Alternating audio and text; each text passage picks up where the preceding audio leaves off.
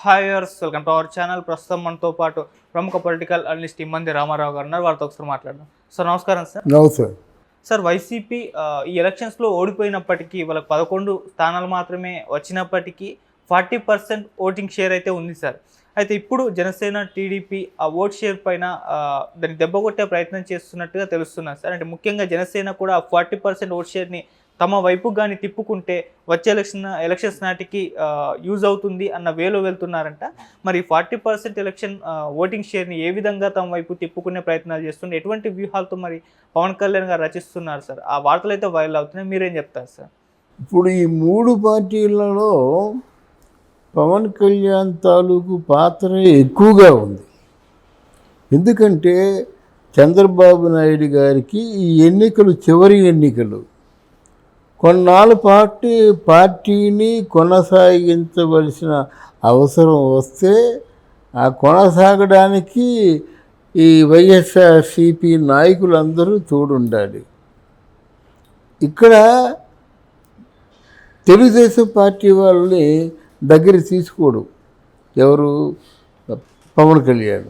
ఎందుకు తీసుకోడంటే ఎంత ఫ్రెండ్లీగా ఉంటూ నీకు నువ్వు సహాయం చేసావు, ఆయన నీకు సహాయం చేశాడు అంటే ఇద్దరికి ఉభయతారకంగా ఉండేలాగా రాజకీయం చేసుకున్నారు. మరి నెక్స్ట్ రాబోయే ఎన్నికల్లో ఎంత అన్నదమ్ములైనా కేసీఆర్ నాని కేసీఆర్ చిన్ని ఎదురు ఒకరి మీద ఒకరు పోటీ చేయలేదా? ఈ రాజకీయాల్లో ఎవరైనా సరే ఒకరికొకరు అప్పటికప్పుడు ప్రత్యర్థులు అయిపోతారు అన్నమాట. కనుక పవన్ కళ్యాణ్ ఏంటంటే వైఎస్ఆర్ పార్టీలో ఉన్నటువంటి మంచి నాయకుడు, సమర్థవంతమైన నాయకుడు. ఇప్పుడు ఈసారి ఎలక్షన్లో పవన్ కళ్యాణ్ ప్లే చేసినటువంటి మైండ్ గేమ్ ఇంకెవరు ప్లే చేయలేదు. ఫస్ట్ ఎప్పుడైతే చంద్రబాబు నాయుడికి అరెస్ట్ చేశారో టక్మన్ వచ్చాడు, పర్యటించాడు, పొలిటికల్ మైలేజీ పట్టుకుపోయినాడు. తర్వాత నీకు ఎవరు లేకపోయినా నేనున్నాను. అలాగే తెలుగుదేశం పార్టీకి మూలకారకుడు అయినటువంటి లోకేష్ కూడా నాకు ఈ ప్రపంచంలో ఎవరు లేరు, ఒకే ఒక అన్న దట్ ఈజ్ పవన్ కళ్యాణ్ అని చెప్పాడు. దాంతో వారికి ఇండివిజువల్గా పొలిటికల్ మైలేజీ పెరిగిపోయింది. తర్వాత ఆయన తెలియచేశాడో కానీ మరి కౌలు రైతులు ఆత్మహత్య చేసుకున్నట్టే రాత్రైనా పగలైనా ఉదయమైనా వెళ్ళి ఇంటికి వెళ్ళి ఆయన ఓదారుస్తూ వాళ్ళ చేతికి లక్షించాడు. అదో బాగా ప్లస్ అయిపోయింది అన్నమాట. ఇప్పుడు ఆయనకున్న పవన్ కళ్యాణ్ డబ్బులు తిండు, పవన్ కళ్యాణ్ అబద్ధాలు ఆడు, పవన్ కళ్యాణ్కి ఇంకా 100 ఏళ్ళు అనకూడదు కానీ పార్టీలో అవకాశం ఉంటుంది.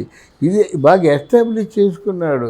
ఈరోజు చూడండి పవన్ కళ్యాణ్ అభ్యర్థుల్ని ఆహ్వానించాడు కదా. ఇప్పుడు ఆయన బలం ఎంతో చూడండి.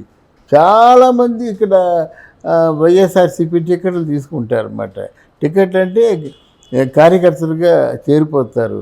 వచ్చే ఎలక్షన్స్కి ప్రధానమైనటువంటి ప్రతిపక్ష నాయకుడు అంటే ప్రతిపక్షంలో కూర్చున్న నాయకుడు అవుతాడు. అది అందువల్ల ఇప్పుడు ఈ జగన్మోహన్ రెడ్డి కూడా ఎప్పటికీ కూడా చంద్రబాబు నాయుడు అంటే భయం లేదు. ఆయన భయపడుతుందంతా పవన్ కళ్యాణ్ కోసమే.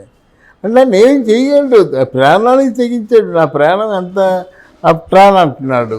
మరి ఆయన భయపడిపోతే ఇంకెవరు భయపడతారు? అవును. కనుక డెఫినెట్గా పొలిటికల్ మైలేజ్ చాలా ఉంటుంది.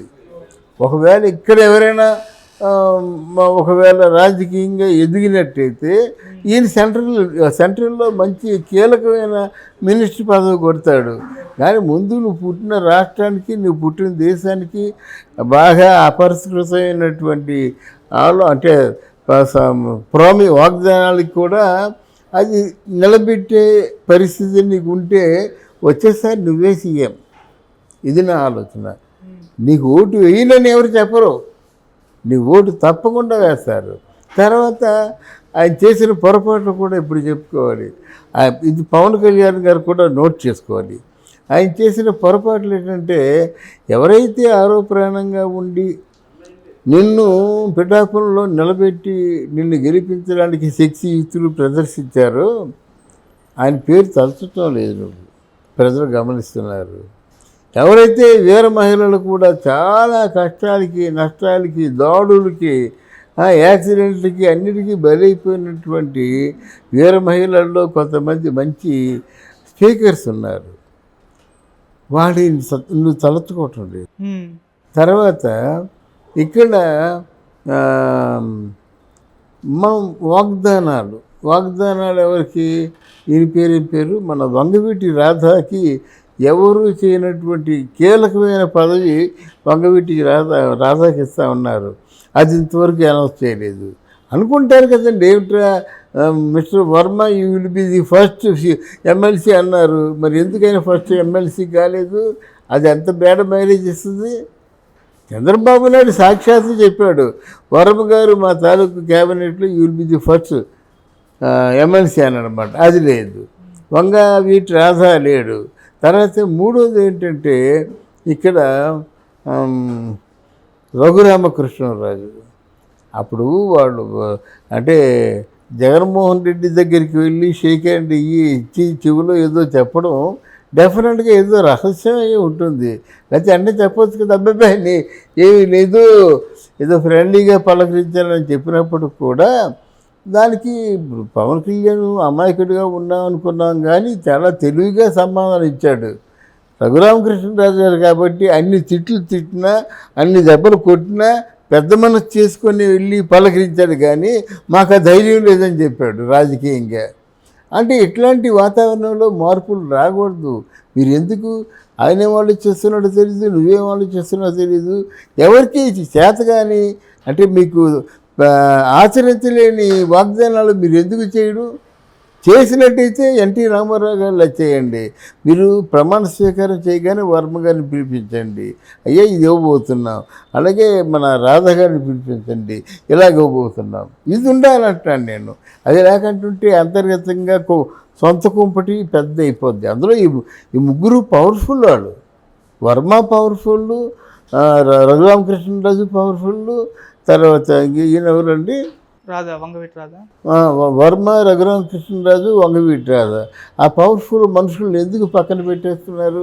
ఇది పార్టీలో కొంచెం అలజడి సృష్టించేటువంటి విషయం. దూరదృష్టితో ముందే సాల్వ్ చేసుకుంటే మంచిది, కానీ లేకపోతే మీకు విరోధులు ఎవరో వచ్చి రావాల్సిన అవసరం లేదు. ఆ వైసీపీ మురుగులకి మీరు బాగా సమాధానం చెప్పగలరు. వాడు 10 వీడియోలు చేస్తే ఎంతో, ఈ ముగ్గురు 3 వీడియోలు చేస్తే అంత. కనుక వాళ్ళు కాపాడుకోగలరు. కానీ పార్టీలో ఉంటూ కలిసికట్టుగా పనిచేసుకొని అనుకున్న అభివృద్ధి సాధించుకొని ప్రజలకి హెల్ప్ జరిగే విధంగా ఆలోచనలు ఉంటే మంచిది. అంతేగాని జగన్మోహన్ రెడ్డికి నో డౌట్ ప్రజలు ఆయన మాటలు నమ్మరు. ఇక్కడ మరి కూటమి మాటలు నమ్మినప్పుడు కూడా కూటమికి కూడా